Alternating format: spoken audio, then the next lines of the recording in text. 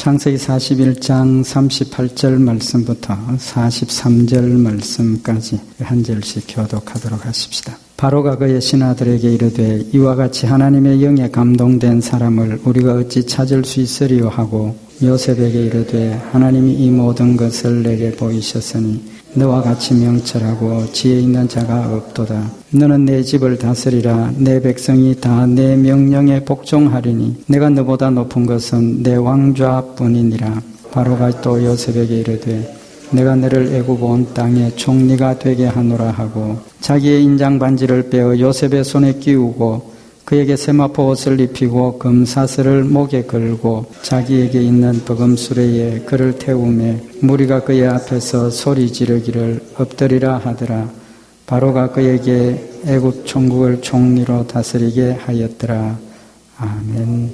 창세기 41장에는 요셉의 삶에 극적인 반전이 이루어진 내용이 기록이 되어져 있습니다. 외국에서 종으로 팔려와서 종살이를 하다가 억울한 누명을 쓰고 죄인이 된 요셉이 애굽의 총리 바로왕 바로 밑에 권력자가 되는 아주 극적인 그 성취가 기록이 되어져 있습니다.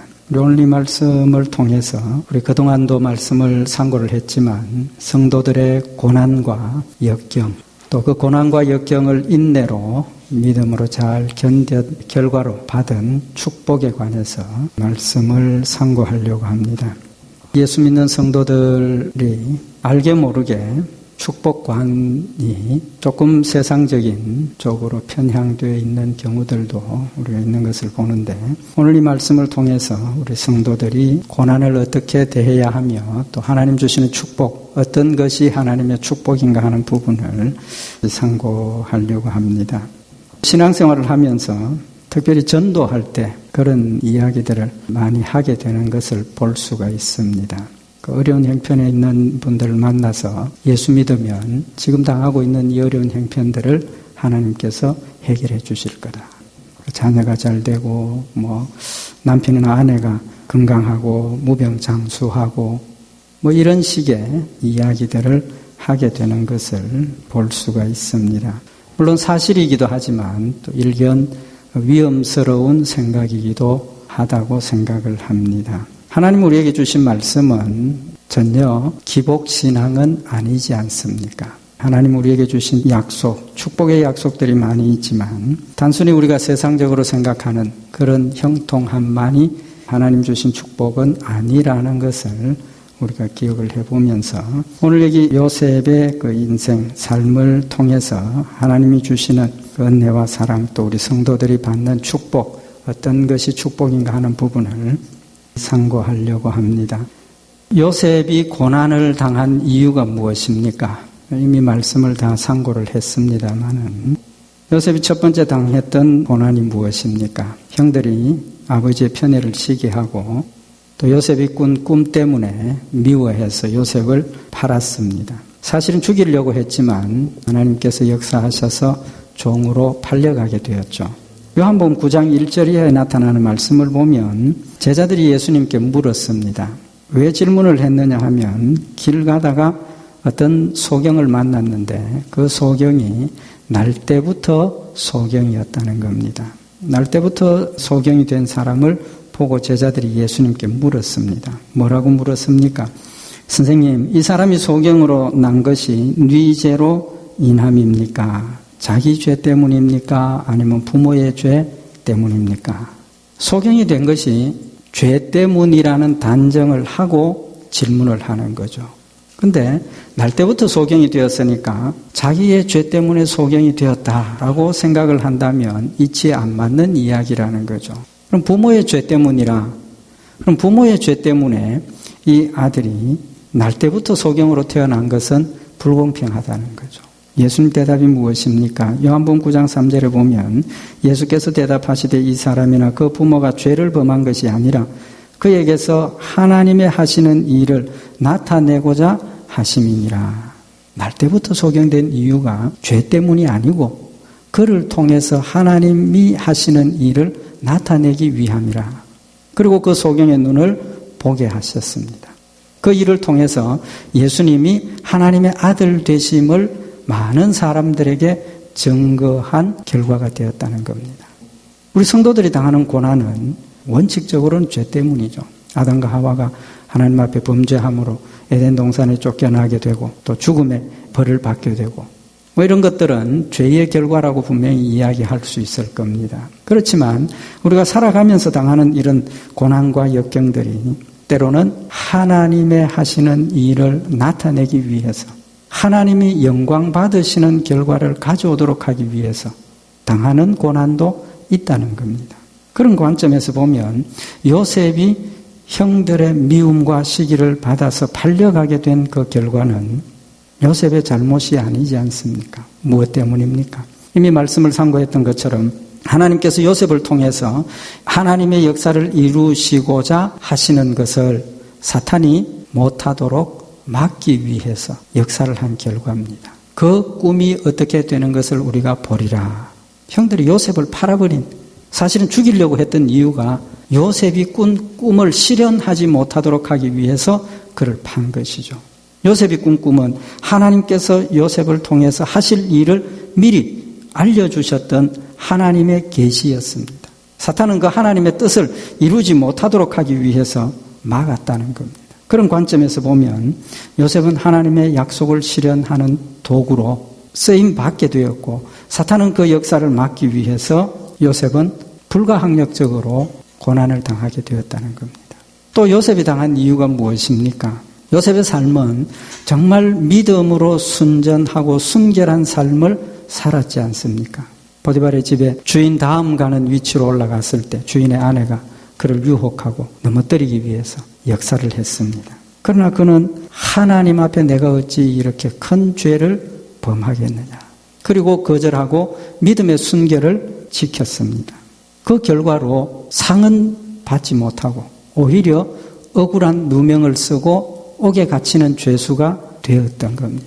하나님의 말씀을 지키고 하나님 뜻대로 살기 위해서 노력하다가 오히려 억울한 누명을 쓰고 고난을 당했다는 겁니다. 그런 관점에서 보면 우리 성도들의 신앙생활이 이 땅에서 부귀와 영화와 명예와 권세를 누리는 것보다는 하나님의 말씀대로 살고 하나님의 뜻을 이루는 하나님의 일꾼으로 충성되이 살기 위해서는 고난을 당할 수밖에 없다는 사실을 우리에게 교훈을 하고 있는 겁니다. 고린도후서 6장 14절에 보면 너는 믿지 않는 자와 멍에를 같이 하지 말라. 의와 불법이 어찌 함께하며 빛과 어두움이 어찌 사귀며 그리스도와 벨리알이 어찌 조화되며 믿는 자와 믿지 않는 자가 어찌 상관하며 하나님의 성전과 우상이 어찌 일치가 되리요. 세상 가운데서 우리가 살고 있지만 우리 성도들은 하나님의 백성으로서 하나님의 말씀대로 살아가야 하는 하나님의 말씀대로 살려고 노력하는 자들이기 때문에 세상과 일치할 수가 없다는 겁니다. 세상을 거스릴 수밖에 없고 세상을 거역할 수밖에 없고 세상을 대적해서 어두운 세상에 빛을 밝혀야 하기 때문에 사탄은 우리를 가만히 두지 않는다는 거죠. 뜻이 같지 않기 때문에 목적이 같지 않기 때문에 가는 방법이 가는 길이 같지 않기 때문에 늘 갈등과 다툼과 대적이 있을 수밖에 없다는 겁니다. 요한복음 15장에 보면 예수님이 이런 말씀을 하셨습니다. 요한복음 15장 18절에 보면 세상이 너희를 미워하며 너희보다 먼저 나를 미워한 줄 알라. 너희가 세상에 속하였으면 세상이 자기의 것을 사랑할 터이나 너희는 세상에 속한 자가 아니요 도리어 세상에서 나의 택함을 입은 자인 고로 세상이 너희를 미워하느니라. 하나님의 백성이 되었기 때문에 하나님의 자녀가 되었기 때문에 하나님의 일꾼이 되었기 때문에 우리는 세상에 살고 있지만 세상에 속한 자가 아니라는 겁니다. 세상에 속한 자가 아니기 때문에 세상은 우리를 미워할 수밖에 없고 우리를 대적하고 고난 가운데 고통 가운데 환난 가운데 밀어넣을 수밖에 없다는 사실을 우리에게 교훈을 하고 있는 겁니다. 우리는 세상과 분리된 사람입니다. 우리는 세상과 구별된 자들입니다. 하나님께서 택하셨다는 그 말씀 구별해서 불러내었다는 말씀 아닙니까? 불러내었기 때문에. 베드로전서 5장 8절은 근신하라 깨어라 너희 대적 마귀가 우는 사자같이 두루 다니며 삼킬 자를 찾나니 너희는 믿음을 굳게 하여 저를 대적하라. 이는 세상에 있는 너희 형제들도 동일한 고난을 당한 줄을 알미니라. 사탄이 우리를 넘어뜨리기 위해서 우는 사자와 같이 두루 다니면서 삼킬 자를 찾다가 틈만 나면 성도들을 넘어뜨리기 위해서 공격하고 대적하고 위협하는 그런 일들이 일어난다는 겁니다. 그래서 너희는 믿음을 굳게 하여 저를 대적하라라고 말씀을 하고 있는 겁니다. 이미 몇 번 말씀을 상고했지만 우리 성도들의 삶은 영적인 전쟁이라는 겁니다. 영적인 전쟁. 사탄과의 영적인 전쟁이기 때문에 전쟁터가 평안할 수 없습니다. 전쟁에 나간 군인이 군사가 기쁘고 즐거울 수 없지 않습니까? 늘 위험한 상황에 생명의 위협을 느끼면서 긴장하고 깨어서 자유를 지키고 부대를 지키고 나라와 국가를 지키는 그런 임무를 우리에게 주셨다는 겁니다. 우리가 살아가면서 조용하고 인생이 형통하면 오히려 더 깨어서 준비하고 위험한 일을 예비해야 한다는 사실을 우리에게 교훈을 하고 있는 겁니다. 그래서 사도 바울은 그런 관점에서 우리 성도들을 군사라고 이야기를 하고 있습니다. 빌립보 2장 25절에 보면 그러나 에바브로디도를 너희에게 보내는 것이 필요한 줄로 생각하노니 그는 나의 형제요 함께 수고하고 함께 군사된 자요. 함께 군사된 자라. 사도 바울은 함께 동역하고 있는 에바브로디도를 함께 군사된 자라고 소개를 하고 있습니다. 디모데후서 2장 3절에도 내가 그리스도 예수의 좋은 군사로 나와 함께 고난을 받을지니 디모데에게 너 나와 함께 좋은 군사로 함께 고난을 받으라고 말씀을 하고 있습니다. 빌레몬서 1장 1절에 보면 그리스도 예수를 위하여 갇힌 자 된 바울과 및 형제 디모데는 우리의 사랑을 받는 자요 동력자인 빌레몬과 및 자매 아비아와 및 우리와 함께 군사된 아키뽀와 내 집에 있는 교회에게 편지하노니 사도 바울이 성도들에게 편지를 하면서 우리와 함께 군사된 아키뽀와 내 집에 있는 교회에게 편지한다. 성도들이 사도 바울과 함께 된 군사라는 사실을 명기를 하면서 함께 군사로 영적인 전쟁에 나서서 고난을 받아야 한다는 사실을 말씀을 하고 있는 겁니다. 로마서 8장 17절에 보면 자녀이면 또한 후사 곧 하나님의 후사요 그리스도와 함께한 후사니 우리가 그와 함께 영광을 받기 위하여 고난도 함께 받아야 될 것이니라. 하나님의 군사로 나선 우리가 하늘나라의 영광을 받기 위해서 이 땅에서는 고난도 함께 받아야 한다는 사실을 우리에게 말씀을 하고 있습니다. 성도들이 고난당하는 것 이상한 것 아니라는 것, 당연하다는 겁니다. 사도 바울은 골로새서 1장 24절에 보면 내가 이제 너희를 위하여 받는 괴로움을 기뻐하고 하나님의 남은 고난을 그의 몸된 교회를 위하여 내 육체에 채우노라. 고난받는 것 당연하게 여기는 정도가 아니라 하나님의 일을 위해서 당하는 고난을 당연하게 짊어지고 있다는 사실을 고백을 하고 있는 겁니다. 디모데후서 1장 7절에도 보면 하나님이 우리에게 주신 것은 두려워하는 마음이 아니요 오직 능력과 사랑과 근신하는 마음이니 그러므로 네가 우리 주의 증거와 또는 주를 위하여 갇힌 자 된 나를 부끄러워 말고 오직 하나님의 능력을 쫓아 복음과 함께 고난을 받으라. 두려워하지 말고 낙심하지 말고 절망하지 말고 고난을 복음과 함께 받으라는 겁니다. 우리 성도들이 고난당하는 일 두려워하기 시작하면 신앙생활에 승리할 수 없습니다. 우리 성도들이 고난받는 일을 회피하려고 하면 신앙생활에 승리할 수 없다는 겁니다. 당연하게 여기고 오히려 믿음으로 담대하게 서서 복음을 위해서 고난받을 각오가 되어 있어야 하고 고난을 받으면서 사도 바울처럼 그 고난을 내 육체에 채우노라라고 고백할 수 있는 담대한 성도들이 되어야 한다는 사실을 우리에게 말씀을 하고 계시는 겁니다. 오늘 요셉의 고난을 상고를 하면서 요셉의 인내를 우리는 기억해야 할 줄 압니다. 창세기 41장 1절에 보면 만 2년 후에 바로가 꿈을 꾼 적 자기가 하숫가에 섰는데 여기 만 2년이 무슨 일 다음에 2년이 지났다는 겁니까? 지난 주일날 말씀을 상고했던 것처럼 술 맡은 관원장, 떡 굽는 관원장 꿈을 해몽을 하고 술 맡은 자가 복권될 것을 미리 예언을 하면서 그가 나가면 나의 억울함을 좀 풀어주십시오 부탁을 하고 지났습니다. 그 꿈 해몽한 대로 복직이 되었고 그가 왕을 다시 섬기게 되었습니다. 그가 옥을 나갈 때 요셉의 마음속에 어떤 마음이 생겼습니까? 큰 기대가 생겼지 않겠습니까? 억울하게 팔려와서 억울한 종살이를 하고 있는 자신의 신세를 이제는 이 사람이 나가서 왕에게 호소를 하면 내가 이제는 벗어날 수 있겠구나. 큰 기대가 있었을 겁니다. 하나님께서 이제는 나의 억울함을 풀 수 있도록 이 사람을 만나게 하셨고 이 사람이 회복됨으로 해서 왕에게 자신의 억울함을 호소를 하고 풀려날 수 있겠구나. 그런 기대가 그의 마음속에 있었지 않겠습니까? 없었다면 이상한 것 아니겠습니까? 나가서 곧 소식이 올 줄 알았는데 얼마를 걸렸다는 겁니까? 만 2년이 걸렸다는 겁니다. 만 2년이 걸렸다. 그 만 2년 동안 요셉은 뭘 하고 있었겠습니까? 성경의 기록은 없지만 우리가 분명히 알 수 있는 것은 요셉이 그 2년 동안도 역시 옥중에서 하나님의 은혜를 통해서 자신의 맡은 일을 잘 감당하고 끝까지 믿음의 정결을 지켰다는 것을 우리가 알 수 있지 않습니까? 요셉이 2년 동안 인내했다. 사실은 2년이 아니지 않습니까? 형들이 자기를 팔고 종으로 팔려오는 그 순간부터 이 시간까지 고난 가운데서 불평하지 않고 원망하지 않고 하나님께서 함께 하시는 역사들을 깨달으면서 어려운 가운데서라도 하나님의 함께 하심을 깨닫고 믿음으로 하나님을 의지하고 하나님과 함께 동행하는 삶을 살았더라는 겁니다.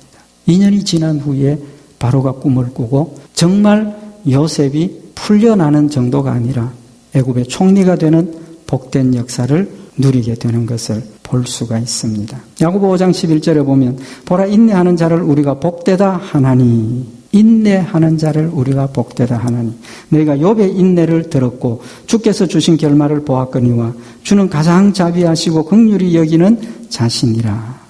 욥의 인내를 예를 들었습니다. 인내하는 자가 복되다고.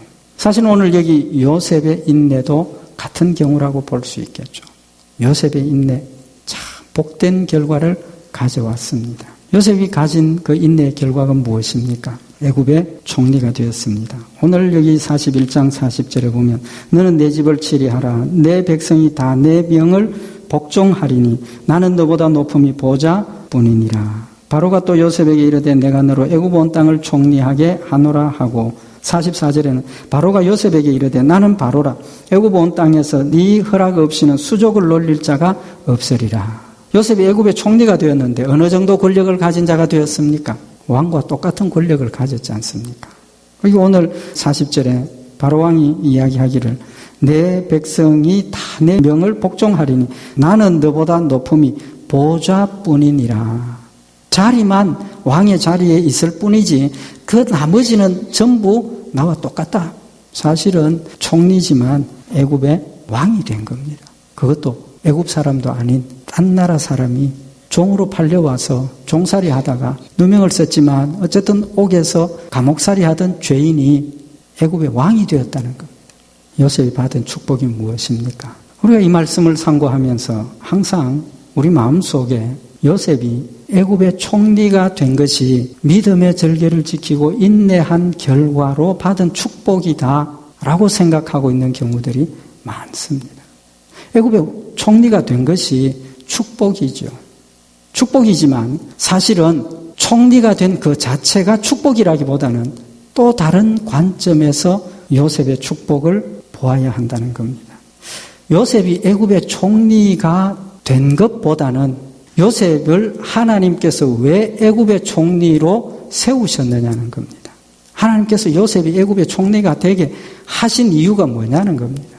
무엇입니까? 첫째는 하나님의 약속을 성취하는 도구가 되었습니다. 하나님의 일을 성취하는 사명자로서 사명을 감당한 역할을 했다는 겁니다. 창세기 15장에 보면 이미 우리가 창세기 15장 강해를 했습니다만 창세기 15장에 보면 하나님께서 아브라함에게 축복을 다시 약속하죠.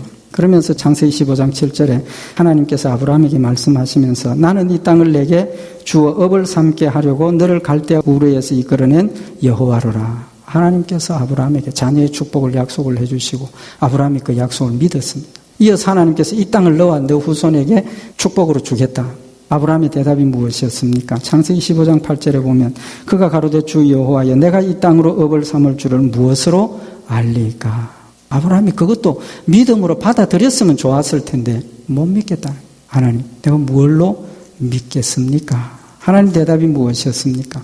짐승을 잡아서 둘로 쪼개고 마주 놓으라. 하나님 아브라함이 못 믿겠다 하니까 믿을 수 있도록 언약의 의식을 거행을 했습니다. 그런데 창세기 15장 13절에 보면 아브라함이 잠이 들어 있었을 때 여호와께서 아브라함에게 이르시되 너는 정령이 알라 내 자손이 이방에서 객이 되어 그들을 섬기겠고 그들은 400년 동안 내 자손을 괴롭게 하리니 그 섬기는 나라를 내가 징치할지며 그 후에 내 자손이 큰 재물을 이끌고 나오리라.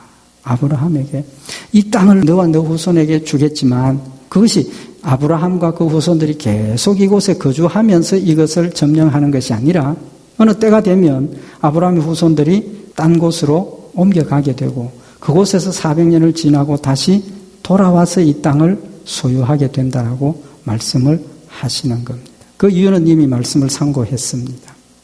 하나님께서 아브라함에게 약속하셨던 또 하나님의 사랑과 은혜의 섭리 가운데서 아브라함의 후손들이 이제는 가나안 땅을 떠나야 할 시점이 되었다는 겁니다. 하나님께서 아브라함에게 약속하신 그 약속을 실현하는 도구로 요셉이 쓰여졌다는 겁니다.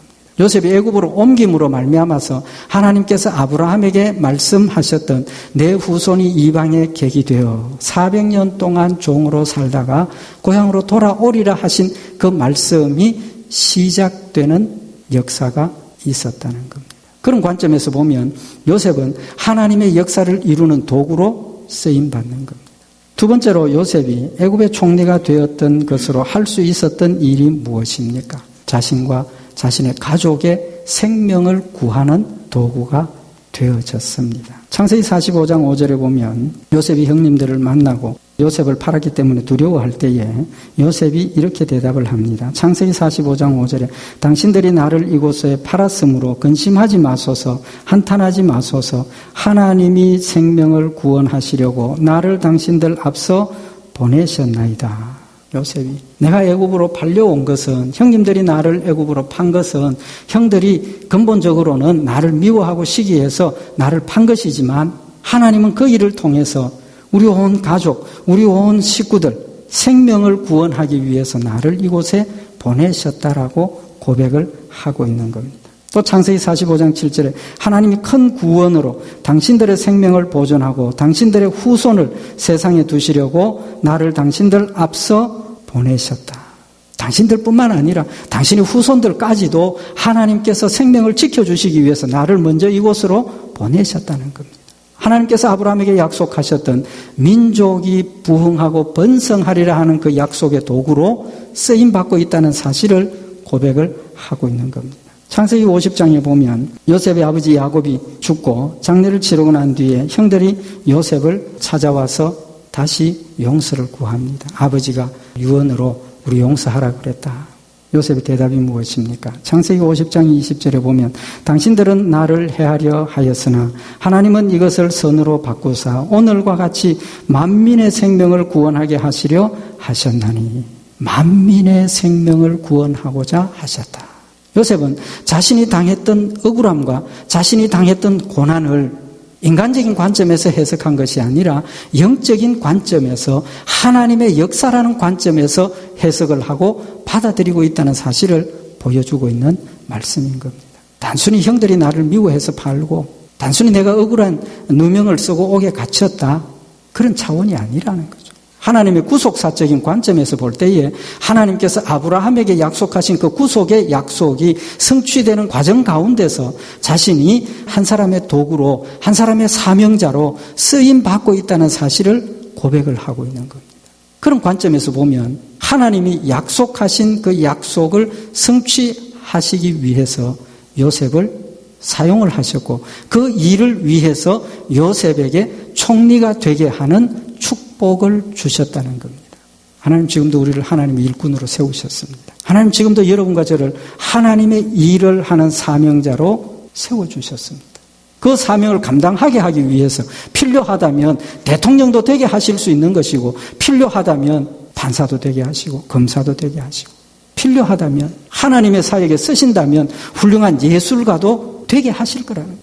때로는 필요하다면 극심한 가난한 가운데 우리들이 들어가게도 하실 수 있다는 겁니다.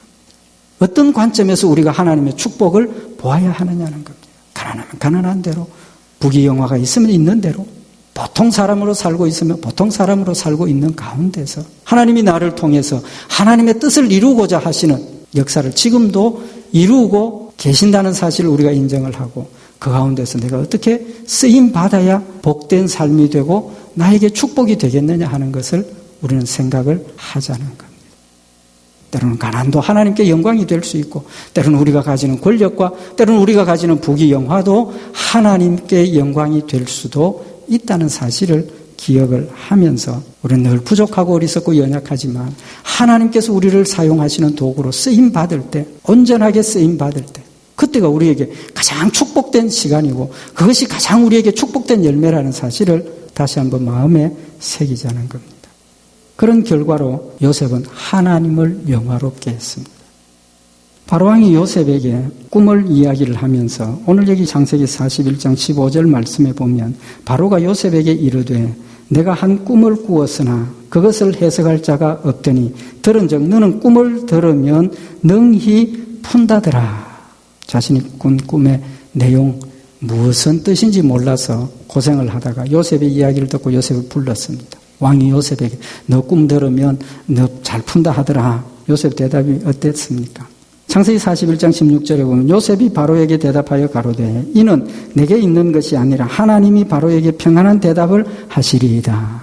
요셉의 대답이 내가 아니고 누가? 하나님께서 바로에게 대답을 하실 겁니다. 저는 이 상황을 잠시 우리가 이런 일을 당했으면 어떻게 하겠는가 한번 생각을 해봤습니다. 요셉처럼 정직하고 분명하게 아닙니다. 내가 아닙니다. 하나님께서 하십니다. 그런 대답할 용기가 있겠느냐는 겁니다. 글쎄요. 내가 아닙니다.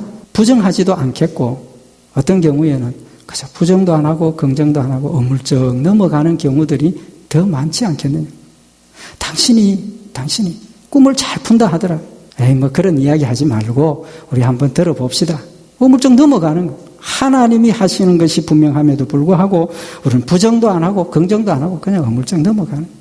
그러면서 상대방이 와 영광을 돌리면 못 이기는 척 영광을 받는 경우들이 우리에게 있지 않느냐 그 말이에요. 오늘 요셉은 그런 자리, 자기가 영화롭게 되고 자기가 올라갈 수 있는 그 순간임에도 불구하고 분명하게 이는 내게 있는 것이 아니라 하나님이 바로에게 평안한 대답을 하시리이다. 분명하게 밝혔어요. 뿐만 아니라 옥중에서 술 맡은 관원장이 꿈을 해몽을 할 때도 창세기 40장 8절에 보면 그들이 그에게 이르되 우리가 꿈을 꾸었으나 이를 해석할 자가 없도다. 요셉이 그들에게 이르되 해석은 하나님께 있지 아니하나이까 청컨대 내게 고하소서. 내가 들어보고 내가 해석을 해줄 테니까 나한테 이야기를 해보십시오. 그게 아니고 하나님께서 하실 거니까 나한테 이야기해보라. 하나님이 하신다. 명백하고 분명하게 하나님의 역사를 선언을 한 거였습니다. 또 오늘 여기 창세기 41장 32절에 바로께서 꿈을 2번 겹쳐 꾸신 것은 하나님이 이 일을 정하셨음이라 속히 행하시리니 하나님이 이 일을 행하시기로 작정하셨으니까 하나님 이 일을 분명히 이행하실 거니까 빨리 준비하라고 끝까지 하나님을 앞세우고 끝까지 하나님의 역사를 드러내었던 겁니다. 결과가 어떻게 되었습니까? 창세기 41장 37절에 바로와 그 모든 신하가 이 일을 좋게 여긴지라. 요셉이 앞으로 될 일을 이야기를 하고 앞으로 7년 풍년과 7년 기근이 있을 거니까 어떻게 준비를 하라고 그 이야기를 좋게 받아들여요. 그리고 바로가 하는 이야기가 창세기 41장 38절에 보면 바로가 그 신하들에게 이르되 이와 같이 하나님의 신에 감동한 사람을 우리가 어찌 얻을 수 있으리요 하고 바로 임금의 입에서 이와 같이 하나님의 신에 감동한 사람을 우리가 어찌 얻을 수 있겠느냐.